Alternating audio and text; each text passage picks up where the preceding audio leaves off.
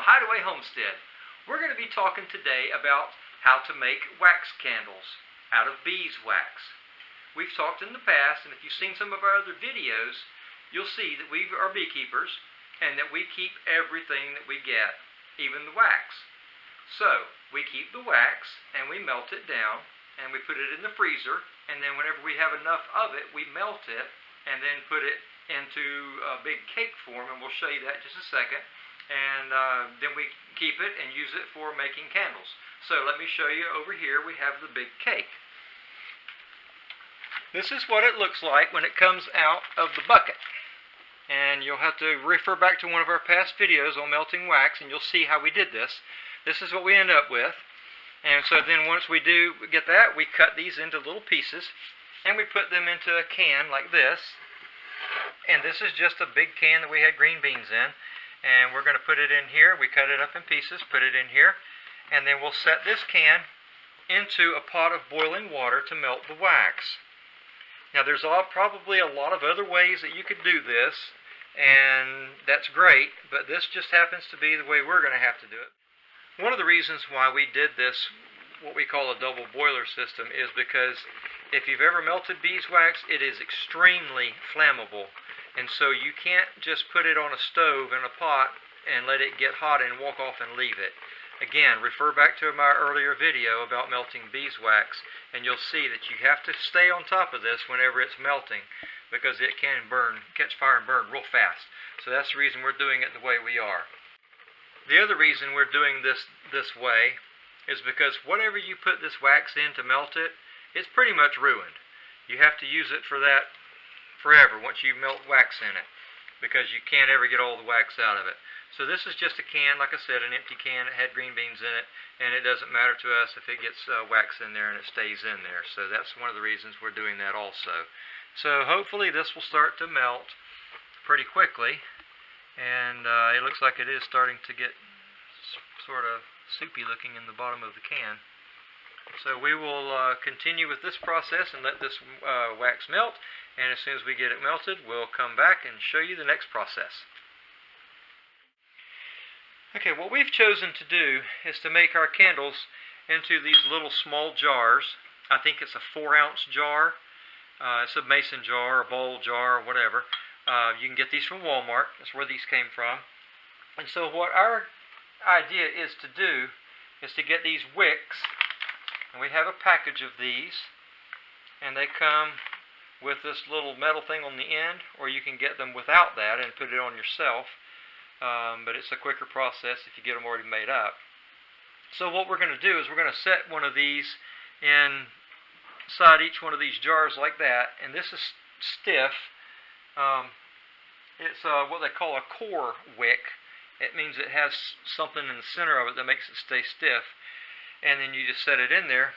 Then all we have to do once the wax is melted is go and pour the wax in each one of these little jars, and we'll have the candles all ready to go. We got these particular ones from Mann Lake. It's a bee distributor company. They make and sell bee equipment for beekeepers, and that's where we buy all of our equipment from. And so this is where those came from. We've been melting and stirring. We've got probably a couple of pounds of the wax melted in here, and it's all melted down to a liquid. So Kevin's got a clamp that he found that can be fit on this tin can. This is a number 10 can, by the way.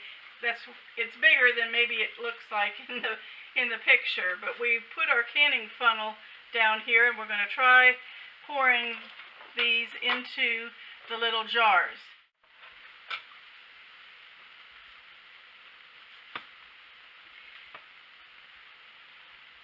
The reason we chose the 4-ounce jars is because we're planning to sell these candles at a craft fair.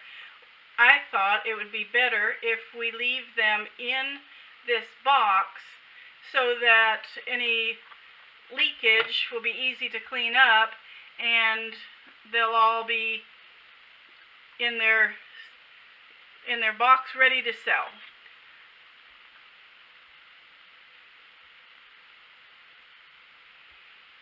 This is our first time to make candles, beeswax candles, and there are so many benefits to beeswax candles.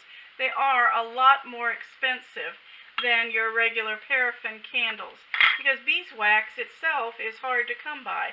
The bees have to fly for miles and miles to get the resources to make all of this wax, and yet it is a renewable resource, where paraffin comes from petroleum and it is a limited resource. When we decided to start our homestead, we wanted to make as many things as we could on our own to be self-sufficient, self-sustainable, I suppose, and the bees were one of the first items that we got because we like our sweeteners, so at least we would have sweet something if we didn't have anything else. Beeswax candles are used for some of the famous cathedrals because they don't make soot and they burn clean. They also burn brighter, I am told, than a paraffin candle. Paraffin candles have chemicals added to the petroleum sludge to make it white or colored, but those chemicals are not really that great for humans to be around. These beeswax candles are just 100% pure beeswax. If you are buying a beeswax candle, make sure that it is 100% beeswax because the regulations, as long as they have like 5% beeswax, they can call them beeswax candles and charge you more money, but you're not getting an excellent product like if you get the 100% beeswax. One thing that we decided to do was to trim the wicks. They were too tall really for this 4-ounce size container, and they wouldn't stand up even though they have the stiffener in them and the little bases. So I trimmed them, and then I also dipped them into the melted wax just enough to make them stand up straight in the bottom of each little candle, so we don't have enough hands for somebody to hold them straight and also pour the melted wax safely. If we were making these for our own use, I think that we would probably make them larger, but if you make really big candles for sale, people probably at a craft fair wouldn't be willing to spend the extra money for those. Our wax has cooled and hardened in our little candles and is ready to be packaged for selling. So what we did is we took the little jar, put the lid on it, and then put a decorative piece of fabric over it. Mine were cut in squares, and then put the ring on it. It makes a nice little package, and I've got a couple of other brightly colored fabrics that we can do. Kevin made the little bee person right there, and so they're ready to sell. As soon as we get the rest of them all sealed up, it took them, wow, they were already cooling in 10 minutes. Almost solid in, for sure, a half an hour, so it didn't take them long at all to cool. That's about it. We're looking forward to selling them and to having some that we can use too. We'll make some other projects out of our other beeswax and honey products, and I hope this is something that you can do and enjoy. We're glad you came along with us for this process tonight and hope that you will view our videos often. Please subscribe if you have not subscribed already. Give us a thumbs up.